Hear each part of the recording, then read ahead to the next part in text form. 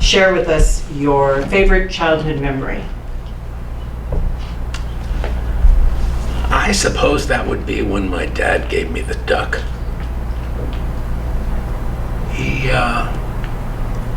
He had never given me anything before. And on my 11th birthday, he called everybody, the whole family, into the kitchen. And he said, "Alan, I have a surprise for you." And it was an actual live duck. It was very small. I raised it. I called her Daffy. Not a great name, but... And she grew up with the family and really became a very integral part of the family. And then my father ended up running her over one time by accident. He was backing the car out, and yeah, that was not I don't blame him for that.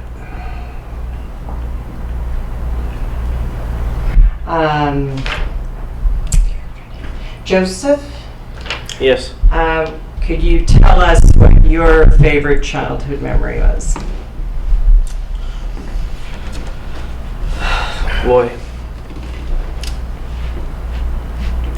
I would say all the times that my dad took me camping and spent time out in nature. I enjoy nature and just that feeling of freedom and yes. Okay. General. Major. What's your favorite childhood memory? You know, it's quite funny. I've spent so long, I can't even quite seem to remember much of my childhood anymore. Not quite sure why. Well, what's your earliest memory that was a favorite memory? But probably when my mother got me my hamster. I called him Hamburg. And so Hamburg was your pet? He was. Yes. Okay. Alan, what do you care about most? In my business, it's all about numbers, so getting the numbers to add up. Being precise, being correct. How about for you, Joseph? Well, managing my company, being their boss, making sure that everyone is happy, and getting along, making sure that they're entertained, having a good time at work, and just being the best manager that this company has ever seen. Okay. Major. Sending a wake-up call to the world. And how should that wake-up call be articulated? For? Yeah, Fräulein. Pure and simple. So, creating chaos? No. I simply want to remind everyone what we truly are underneath all this rabble we call society. And what is that? Savages. All right. Why do you think you're a good person, Alan?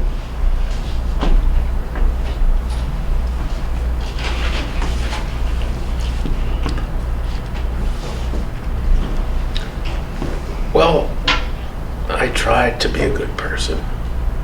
I try to be a good employer. I try to be a good husband. I try to be a good partner. That's not always successful. But that's all you can really do is try, right? Well, I know you and Holtz hasn't been easygoing. I mean, because you are both very different personalities, but... Right, and he's a good guy. I think he's a little hard on me sometimes, but I keep trying. Okay. That's all you can do. That's all we can do, right? Joseph, why do you think you're a good person? Well, my priority is making sure that all of the people who I'm surrounded with are happy and engaged and being productive, and but at the same time making sure that they're all relaxed but I'm able to do that and stay humble, and my priority is making sure that everyone is happy. Major, how about you?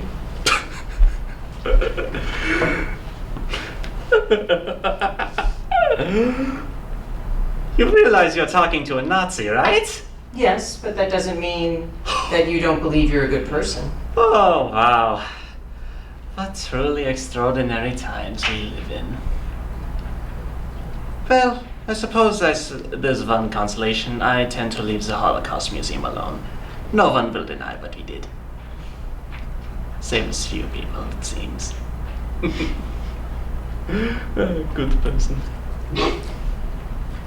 Alan, what do you fear the most?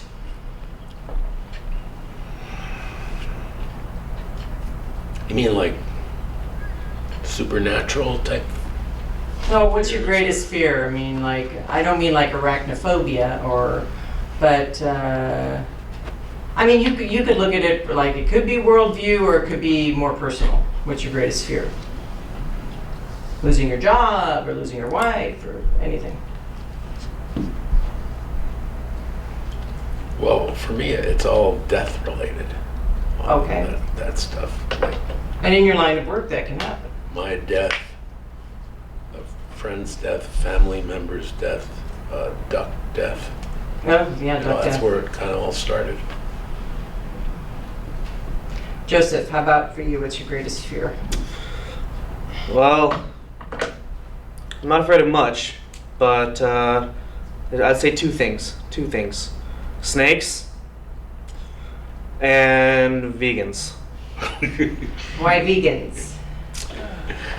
Well, because, they never seem to be able to stop talking about that they're vegans, and you always wind up having a conversation with them about what is the right way to eat, and it's complicated, and I don't know, I always feel like they make me feel like I'm not supposed to be, following my lifestyle, and it's a scary feeling to have that kind of contention. Okay. Major. Honestly, it's just another Cold War. I can't stand that kind of thing. You prefer a full-out war Yes. Okay. It's horrifying. versus a war waiting to happen. No. But anything more than that, I think it's living. 60 plus years. Soldiers nowhere to go. Only created for one purpose.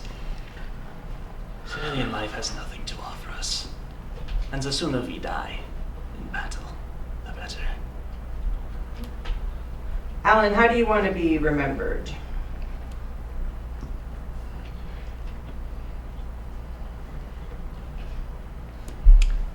Well, for me, it's not about my accomplishments. I mean, I've had a lot of accomplishments. I was nominated for Accountant of the Year. That's not really how I want to be. I want to be remembered, I guess, as a guy who really gave it his best. Really. And if I scored some points, that's not important. It's because it's like they say in Little League, it's the effort that counts. Mm-hmm. Well, Joseph, how do you want to be remembered? What do you want on your tombstone? I want to say that I was someone who was able to balance being a father, a husband, a great manager, and able to balance that along with my hacky sack abilities and my love for crochet. Oh, I love it. okay. Major, how do you want to be remembered? Probably as the one to make all future warmongers shrink in their testicles. Oh. And that's what you want on your tombstone? I just want a simple war. Nothing more, nothing less. And I think it's very presumptuous to assume that I will even have a tombstone. If I'm not dying in the rubble and covered in flames, it's really not something. So that you don't have any family who would perhaps, even if you died in rubble and flames, might not want to have some. Oh, they're long gone, Fräulein. Okay. All right. Well, thank you, gentlemen. Thank you very much.